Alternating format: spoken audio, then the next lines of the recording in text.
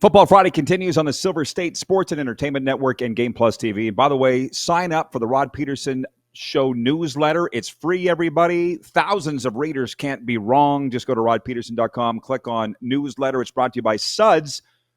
Full-service car wash. Fuel your fleet's finesse with Suds Regina's unbeatable cleaning packages. They'll shine like new every time. Visit sudsregina.com. Okay, the coach is with us, Jim Barker. Coach, happy Friday. I've been waiting all week to ask you, since you dropped the news 1 week ago that you were joining the Argos here. What's that week been like for you? Well, it's been hectic, and when I did that, you had no idea it was coming, and that was kind of what made it a beautiful thing. I was planning on not doing it, and then you just gave me a perfect lead in. I said, "Why not?" And the look on your face was worth it. So that was good. It's been very hectic. It's there's been a lot of changes here. John Murphy that was here is not here now. I don't think he was fired, though. I think his contract's going to expire. So I think that's inaccurate reporting to say he was fired. I don't believe that was the case. But I don't really know. And I've had my business everywhere else, so I haven't worried about that. So it's just getting the systems in place. And I'm going to have some young Canadians. This is what I love doing, taking young Canadian guys and training, or women, and actually our director of football operations, Melissa Frith, is fantastic. So, but taking them and trying to grow them to the next level. And as you know, there's currently 4 in the NFL front offices, and that I'm proud of that. So I'm looking forward to getting to do that again. I've got a couple young guys that are going to work, start learning the way that I expect them to do things, and we'll build this thing slowly. Huff is he's going to be remote, but he's also very influential in the things we're doing here, and he has a say in a lot of the things that are going on, and he'll be involved in the management council and all those higher level things. So he and Pinball, they run it. All I'm doing the player personnel and trying to develop the department here, and again get the Argos back on the winning track, where they had won 2 out of 3 Grey Cups, and then this last year was a little of an anomaly. So I've been busy. Yeah, well, I'm smiling because I can't imagine how your phone blew up, because my phone blew up immediately after we got off the air, and with some right here in Vegas.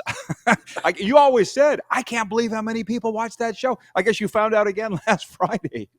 Unbelievable. And I'm flying into Vegas tonight. So oh, cool. I'll be in Las Vegas. Yeah, I'm coming in, and I'll be there all weekend and until Tuesday. And going to have our Christmas with the kids and the grandkids, and just really looking forward to it. So I needed to get a job so I could afford to fly. So I haven't seen them in a while, but now that I have a job, I can go see them. So I'm excited about it. Well, again, maybe you'll see Moose, because he's in Vegas. Everybody's going to Vegas now, so happy holidays. Moose is there for a flag football event with what he's doing. So on a football vein, Coach, I guess where I will start is this with the NFL Week 15 and Phillip Rivers. What have you're obviously you're busy now with your current team, but what goes through a team's mind bringing in a 44-year-old who hasn't taken a snap in 5 years? Well, again, this whole thing is about winning, and winning now. And the Colts are in a position that if they could get hot, they got a chance. They still have a chance. So you look around the world and you say, who is out there that could maybe give us a chance to win? And we went through this, back in 2016 when Ricky got hurt. We found out he was out. We didn't feel we had the answer in our building, and went out and made a trade and brought a player in. And this is different. They go back, they look.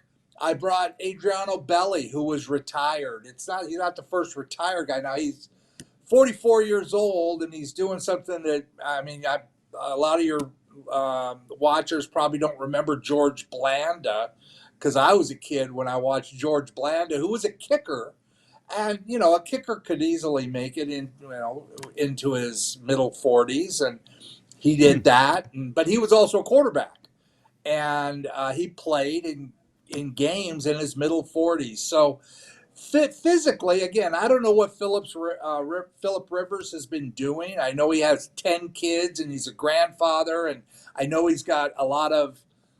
I can't believe he's got a ton of time to be working out, but if he's been working out, and I watched some of the video of him at practice, and he looked like he's throwing the ball decently. So he's going to be out of shape. He's going to be learning a new system. Who knows how much he'll be able to put in a week? But it's this is old man's week. It's me here with the Argos, and it's Philip Rivers there with the Colts. So Hmm. God bless us all. Well, and Bo Levi re-signing with Hamilton. I'm going to jump back around, and Cody Fajardo re-signing in Edmonton. Cody's the youngest of that bunch, but he's Yep. not young. It kind of tells you that, hey, in Edmonton, tried a younger guy, right? Mm-hmm. Like, there's something to be said about experience on the field and off, I guess, Coach. Well, yeah. I mean, there's things that the young coaches are doing fantastic in both leagues, in our league and in the NFL. And I think that the younger group is they're doing a great job. But older us that have been around and seen things going back even 25, 30 years sometimes can be a benefit. And again, I'm through with the consultant thing. I couldn't do that again. I look at a consultant now and I think, wow, it's kind of like an intern with gray hair, and you come in and they respect what you say, but this is different. And so I just think there is a lot to be said for experience. In fact, Mike Miller, our new head coach, said, "Now that I'm a head coach, does that mean I can get on the Rod Pedersen show?" And so he would love to be on the Rod Peterson. Really interesting man. Just beat cancer 2 years ago. He actually missed that game Chad Kelly played poorly in. So he's got a tremendous story. He's been a coordinator with the Steelers and with the Cardinals in the NFL. He's, his first head coaching job, and it's been a lot of fun working with Mike. He's philosophically we're the same. We both grew up in the business. It's so funny. We were talking about the jobs we had when we started coaching because you had to work side jobs, but they had to be at night because you had to be there during the day. And he used to load and unload trucks, and I used to be an inventory counter, and I was a security guard at the Gramercy Towers where Eddie DiBartolo lived. So we were Hmm. exchanging stories of what it was like breaking into coaching when we were breaking in. And now he's not as old as I am, but again, it's great to have somebody that philosophically is on the same page with you. So I think he'd be a great interview for you. I'm recommending him highly for your program. Well, let's do it. And if he's got the Gil Scott management stamp of approval, then he's got mine. And I did speak to his agent after last Friday's show. So yeah, let's make it happen with Mike Miller, the former offensive coordinator of the Arizona Cardinals. Speaking of old guys rule, which my dad, by the way, used to wear a T-shirt that said "Old Guys Rule," and he worked I 26 years for the Dallas refuse. Stars. Yeah, in the NHL. Okay, well he didn't. Brent says, and don't forget about Trevor Harris re-signing with Saskatchewan, a guy who I learned when I was with Corey Mace. Corey Mace is 6 months younger than his quarterback, Trevor Harris. That, Yeah. that doesn't happen very often anywhere. Trevor's 40. He's 40. Yeah. So to college football, I don't know if you saw the viewers asked who your college football team is, and if they're not in the playoff, who are you cheering for in the playoff? Well, my college football team is the USC Trojans. I went to USC. But I love the old John McKay, John Robinson teams back when I was in college and just before then. It's kind of changed under Lincoln Riley, and it's a different kind of thing. So it's harder to like them. But if I was going to say I had a team, it'd be my alma mater, USC, and they're not in it. They couldn't win big games. Um, A team that I find really interesting in this is Texas Tech, and I think if you watch them, you're going to see defense played at a different level. I mean, Ohio State's great. Don't get me wrong. Matt Patricia, who came from the Patriots, has done a fantastic job with that Ohio State defense, and they are great. They have great players. The Texas Tech defense is just they're different. They're interesting. I'm going to be really interested to watch Texas Tech. I do believe that Ohio State is the best team in college football still. I know that Indiana beat them. Fernando Mendoza should win the Heisman Trophy just based on that. Some of the things that guy has done this year. A guy I hadn't even heard of prior to the season, and to me, he's the best player in college football. Indiana and Curtis Rourke had a great year last year. He was the preceding quarterback at Indiana, a guy that Mm-hmm. Canadians love, Curtis Rourke. So who is now back practicing finally again with the 49ers, just to throw that in. But Fernando Mendoza gives Indiana a great opportunity. Uh, I just think that depth-wise, I think Ohio State going through this tournament, which is going to be a rugged tournament, there's some great, great defensive football teams in there. University of Oregon, I think they're a threat, and obviously Georgia. Georgia's one of those teams you watch them early and you say, man, their offense is so bad, I just can't why. And then at the end of the year, they're there, and they're playing again. They're playing great defense. You're going to see the one thing about all these teams is they are all defensively outstanding. Even Indiana, that again had Fernando Mendoza, who I think will win the Heisman Trophy or should. But I thought Notre Dame would get into the playoffs, and I still believe they should have. I don't believe Alabama deserves to be in the playoffs. I think Notre Dame deserves it more based on how they've played lately. I think they're looking at the full season, and I get they lost to Miami in the head-to-head, but there's a great thing in horse racing that I think this committee should look at, and that's recency. What have you done in the last 6 games? Let's look at your last 6 games. Now, they say they didn't play good enough people, that type of thing, and I can accept that. Again, it's one of those things. It's a tough situation, but uh, I don't know. I just think Notre Dame should have been in. I don't think Alabama should have been in. I thought they played like garbage in the SEC championship. It was almost embarrassingly bad, and to be in there at 9 and not lose any ground based on how you play in that game. And I get it. If they weren't good enough to make it, they wouldn't have had that game. I understand all that. But you're going to take the game. You're going to play it. That should be evaluated, and I don't believe it was. I think recency, how is a team doing now, is important and needs to be something that's looked at, and I don't think that is right now. Ryan in upstate New York writes in, he says, there are a lot of very good defenses in the college football playoff. Oklahoma and Texas A&M can get after the quarterback. Yeah, I mean, there's some great teams, but I'll tell you what. So I was going to ask you if you felt Notre Dame had a legitimate gripe, and you've already answered that. Let me ask you this about Texas. They're not complaining they're not in because they get it. But with those Heisman candidates, Arch Manning isn't one of them. And going into the year, he was the odds-on favorite as the Heisman winner. Like, what happened with the Longhorns other than they just weren't that good this year? Because I haven't heard any heat on Sark. They fired their running backs coach. I guess somebody had to walk the plank. But I feel like there should be more heat on the Longhorns. Well, I mean, give a guy a break. I mean, he's going in with a brand new quarterback in Arch Manning. Yeah, he's Arch Manning, but he hadn't been the guy with all the.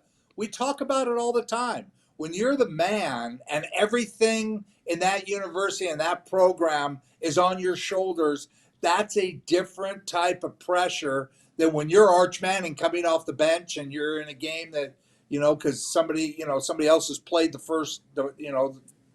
He was just a substitute this year. So to think, and I was one of them. I can remember sitting and watching you announce baseball and having fans in the stands ask me about who I liked, and I said I like University of Texas, and I thought I bought into the media hype on Arch Manning. Now he may still end up a great player, but he wasn't at the beginning of the season, and Texas is they had as much business being in as Alabama. They did not deserve to be in either. I have to say, while I think Notre Dame got got the short end of the stick on not getting in. I hate the way they behaved. I hate the way their AD has cried the blues. I hate that they pulled out of bowl games and basically said, I don't like the decision that you made that granted was a tough decision, so I'm not going to play. I just think it's a baby's way out. I don't know. I struggle with it. Again, I haven't been following it like I would normally do before Football Friday, because normally I would be studying and listening and watching, and I haven't been doing that. I've been doing other stuff now. But I do believe that the Notre Dame crying, I just think it's wrong. It's bad for college football. I mean, if it's just bad to have key top people saying that what they're doing is wrong and that this is, I just don't think you can do that. So that's my take Well, on Notre you're Dame. following it. You're following it enough. You don't need to do a lot of studying because you just covered it. And you're, can I say a good BSer? Let's say a good talker. You're a good talker. But the ACC commissioner came out and blasted the AD at Notre Dame and said, for all the things you just said, and it was funny because Joe Rose on the radio here this week goes, he said what we were all thinking. And I'm like, oh, yeah, Joe, like you rarely hold back, but I guess nobody liked the way the Notre Dame AD dealt with it. And as we go into bowl season, aside from the playoff, how much stock do you put in those games? Because there's still coaches bouncing all over the place and players. It's in those bowl games, yeah. Nothing. You don't, huh? They're nice to watch, but who cares? It really, who cares? It just doesn't matter. Everything is about the playoffs, and again, the Rose Bowl, the Cotton Bowl, some of the big ones are playoff games, so that's great. But to the Gator Bowl and whoever's going to play in those, I mean, it had, for me, it has interest because there's a lot of players that we need to look at, and it's just another opportunity to see somebody emerge, some young freshman quarterback, who comes out. You could put on we have a thing called a negotiation list up here that we can protect 45 players. Well, Zach Caleros, I put him on our negotiation list his freshman year. He sat on it for 4 years, and then after he got his NFL try, we had the right to sign him. So for the U.S. fans and the people in Las Vegas who don't know, that's how we operate. So it's important for us, especially with quarterbacks, to find them early. Now, obviously, a guy like Fernando Mendoza is not going to be on anybody's neg list because he's going to be in the NFL. And you have to gauge, for us, we have to gauge who's going to be best for our league. So, that's what I'll be doing in those bowl games. I'll be looking for guys that are potential CFL players. I'll watch it, give me an excuse to watch them, but it's not doesn't give me a buzz. The playoffs give me a buzz. I mean, I can't wait to watch some of these matchups.